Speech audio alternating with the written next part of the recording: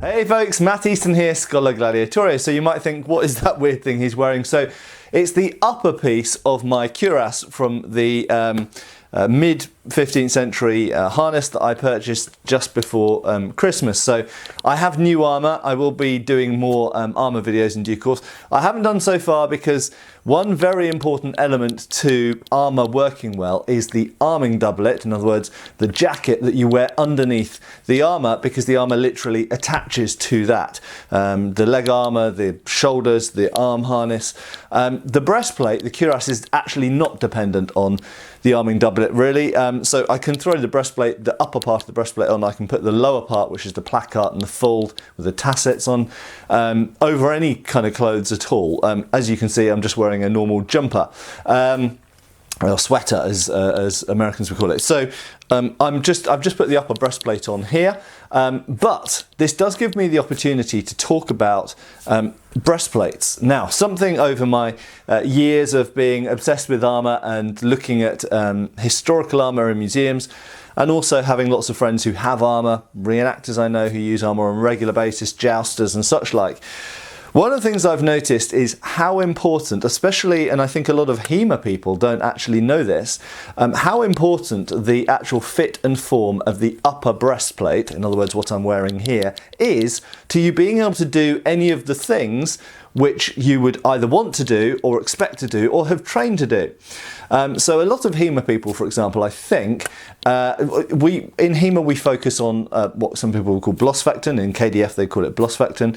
In other words, unarmoured combat. Okay, so we look at things like the use of the longsword as used in civilian clothes. Essentially it's dueling. Okay, it's dueling culture, and it's got many differences to battlefield stuff, but obviously it's transferable skills. If you can use a weapon in one-on-one combat, you can use it in massed combat, but you need to learn other things as well to be an effective unit on the battlefield. But I think what a lot of HEMA people don't necessarily realise is that armour does restrict and change how you move. And every single bit of the armour does that in subtle and different ways. The most obvious overall way that it affects how you fight and how you move and what you can do is weight. Okay, so weight is very important. And the second way is basically heat and kind of stamina and kind of exhaustion. So number one, you can't, however good you are at moving around and jumping around and lunging and all your passing footwork and all that stuff, out of armour, you are not going to be as good when you put armour on. And obviously, what do I mean by armour? Well, there's degrees of that. If you're just wearing a helmet and a brigandine, as a common soldier might be in the 15th century, for example, then that's going to restrict you a lot less. If you've got no armour on your arms, well then your arms function as normal.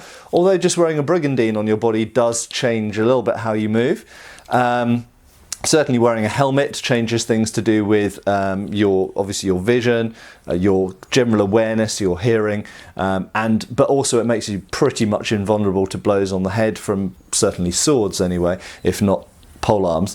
So it does change things as well there, but obviously there's a spectrum. If that's kind of the lowest end, someone who's just wearing maybe a mail shirt and a helmet, or a brigandine in a helmet, all the way up to fully encased harness.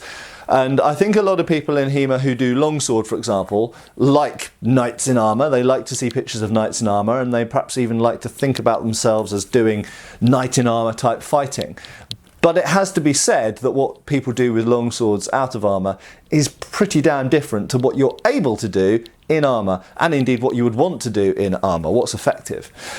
And we all know that there's a difference between armoured fighting and unarmoured fighting. We know that you can't just simply cut through armour. It doesn't happen unless you're in Hollywood. So if someone's wearing full plate over their body, this is hardened carbon steel, you're not going to be able to thrust or cut through it with any kind of sword. You might possibly be able to penetrate it with certain types of pole weapon. Well, in fact, you would be able to with certain, like a poleaxe or a bill or halberd. And there are some hand weapons like war hammers and, you know, spikes on axes and maces and stuff like that. You can directly hit the armour and have an effect through it. But swords, for the most part, you can't. Swords, you're pretty much looking for gaps, usually half-swording, thrusting, or sometimes two-handed thrusting, and things like this. Right, so breastplates. Specifically, okay, the reason I put this on is because specifically this is where this covers is very intrinsically important to how the upper part of your body moves. And as you can see, I've got full mobility behind and in front to a degree, and I'll talk about that in a minute, and upwards. Okay, so yes, I can move the hands around here, but it is a bit different because between this shoulder joint and this shoulder joint is a solid piece of steel. Okay, incidentally, this type of cuirass, there are some types which might limit you slightly, but this type of cuirass, the lower part which goes on it, the placard and the fold, they come in at the natural waist, which is where your ribs are. So unlike in something like Game of Thrones, where you see the breastplates are too long, this is a common problem in Hollywood, well, movie and TV series. They make the breastplate finish at where your belt finishes. And the problem is your belt is actually on your hips, not your waist. So in the modern world, we've confused hips with waist. Your actual waist, your natural waist, is where your body articulates in here. I'm sure this looks very funny on camera, incidentally. So really, your articulation point in the armour, and that's why you have this so-called wasp waisted look on armours and indeed in clothes as well in the 14th, 15th centuries and into the 16th, the articulation point is up here. So that is where you want your body to be able to bend and to be as little inhibited as possible. Okay, you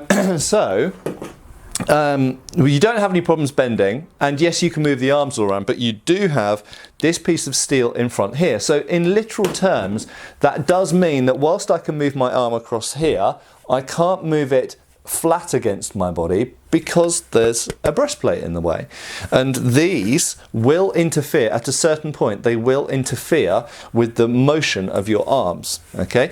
Now, if first of all, the breastplate has to be well fitted to you. So you can see this is very close fitting to my body, and it needs to be away slightly at the back to enable me to move my arms back like that. But certainly at the front, you don't want it to be sitting proud or sitting away from the chest. You want it to be sitting close. You still want to have breathing space, of course, but you want it to be sitting close because the further away this got at the front, the more it would restrict the movement of my arms here.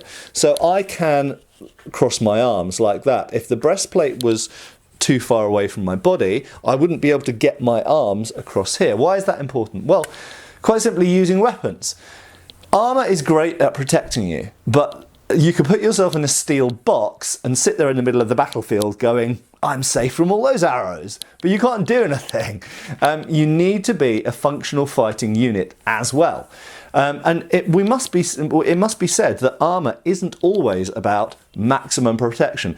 Many, many, many times in history, in the period of armour, in the late Middle Ages, there was a choice made by certain people at certain points to wear less armour so they could have more mobility or be better at doing the things that they need to do, whether it's siege works or digging or operating bows or loading crossbows or climbing up ladders or any of these kinds of things. And yes, indeed, sometimes knights or men-at-arms did choose to wear lighter types of armour or less restrictive and less protective types of armour so that they could have greater mobility and greater versatility. So the breastplate is very, very important in terms of where it's cut here and how close it sits to the chest here. Okay, if the armholes are cut too far out, you simply can't get the arms across. So if you're trying to use a weapon like a longsword,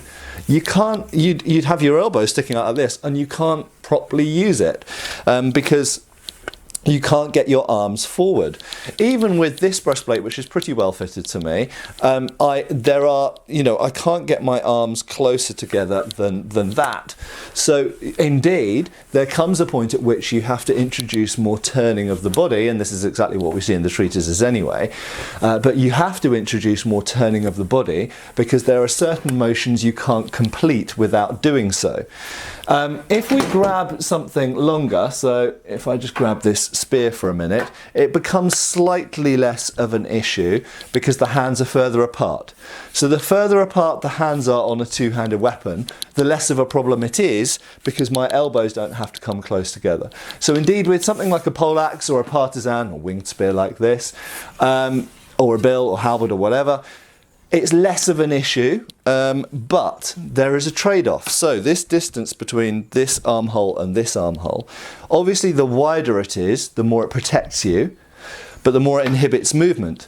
You could make this super narrow and it wouldn't inhibit movement at all, but then you'd have important parts of your chest to your lungs and heart exposed, and you could cover that with mail, or you could cover it with besigues, so those discs you sometimes see there, or big pauldrons. So you need to think about how, on one hand, to keep mobility and flexibility and ability to use a weapon, and on the other hand, to actually protect your body. And there are different ways of doing that. So as I've just alluded to, sometimes the full job isn't done purely by one piece of armour by itself. Often it's done by overlapping. So two plates will work together. So for example, this breastplate has a placar, so this strap coming down attaches to the placar coming up from below. So actually, obviously everything below the breastplate is protected by the placar and the fold. And actually half this breastplate, pretty much, maybe a bit less than, maybe about 40%, is actually reinforced and double layered, covered by the placar coming over it. Okay, so the middle of my chest, so the area that might get hit by crossbow bolts or lances or this kind of stuff, has actually got basically two breastplates on it. I've got the under breastplate and then I've got the placar coming over the top of it as well up the middle. And you might think, well, what about these bits? Well, first of all, obviously I would be wearing over my arming doublet mail voiders, so there would be chain mail in these gaps. But then in addition to that, I have pauldrons. Okay, some people have spaulders. Spaulders sit just more on the shoulder, and then they might have besigues to protect this area, so discs or plates hanging here. I have pauldrons, and my pauldrons overlap here. So actually my breastplate, this is the plate underneath, which itself has mail voiders underneath it, but from below I have a placar coming up and double layering the bottom bit, and from above I have pauldrons coming and double layering the top bit. But by having that double layering, that means that I've got flexibility and I can move those things without having to have these armholes constrict my movement too much. So really just to say, I suppose for HEMA people specifically, that remember that the way that you move a weapon unarmoured, you can't necessarily move it exactly the same way or with quite as much versatility or fluidity in armour as you can do out of armour. That is probably obvious to some people, but maybe not obvious to others. And literally armour does restrict some angles and some motions that you move the sword in, but you can adapt, usually with turning the hips and the body, in order to still get those motions going, even still with the armour on. Okay.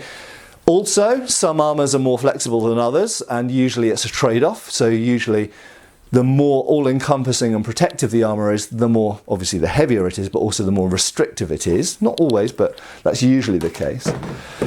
And finally, to say that the actual design and way that the breastplate is made to you is super important. That these correspond to your body and where your body articulates, and that it is close to the body. You can't have, the breastplate can come out down here, and we often do see them globose breastplates down here. But if they're too far away from the body up here at the articulation points, then they're going to restrict your movement more. Okay, right, I hope that's somewhat interesting. Obviously this is just one piece of armour of my whole harness. Hopefully I'll have my new arming doublet soon, and we can start to look a little bit more at the armour, how my armour works, what you can and can't do in it, and we'll do some experiments in it as well. Thanks for watching. Give us a like and a subscribe, and I'll see you really soon with more armour videos and videos on other topics as well. See you soon, folks. Thanks for watching. We've got extra videos on Patreon. Please give our Facebook a like and subscribe if you haven't already. Cheers, folks.